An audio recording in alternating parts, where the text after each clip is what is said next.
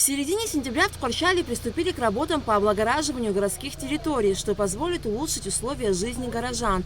На улице Обжуйской в доме номер 4 уже завершили бетонирование дворовой площадки. Ремонтные работы также будут проведены на 8 улицах – Горького, Соснолиева, проспекту Свободы, Чачхалия, Нагорной, Нартов и других. Финансирование всех работ осуществляется из республиканского бюджета. На все нужды выделено 8 миллионов 700 тысяч рублей.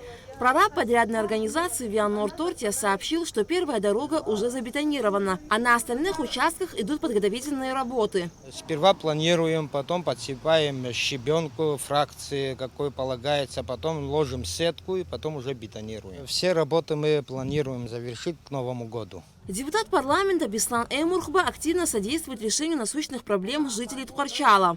Что касается самого бетонирования, мы делаем его капитально на самом деле. Почему? Потому что есть большегрузные машины, заезжают в эти дворы, выезжают люди на машинах. И дальше в будущем думаем более облагородить все районы. У нас, если вы заметили, еще детские 3 площадки новые появились. Пока мы еще до конца не довели, у нас тоже там ремонтные работы идут. Надо огородить, надо сделать освещение. По всем этим вопросам мы сегодня обращаемся к руководству страны. И хотел бы огромную благодарность выразить в лице президента, премьер-министра и всем остальным министрам и те, которые находятся на руководящих местах.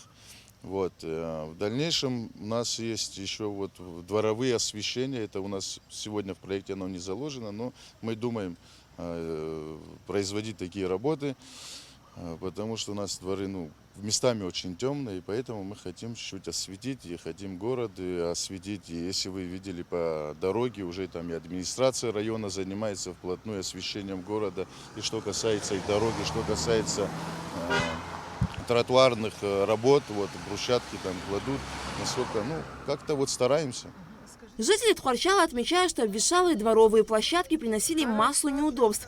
Теперь же с началом ремонтных работ ситуация изменилась. У нас проблема была с дорогой. Она была вся в ямках, даже машины не хотели заезжать лишний раз. Но потом мы обратились к депутату, он нам помог, и материально все. А потом вышли наши ребята, когда привезли бетон, и выровняли, и сделали прекрасную дорогу, отстроили. Большое спасибо депутату и руководству страны за оказанную нам помощь.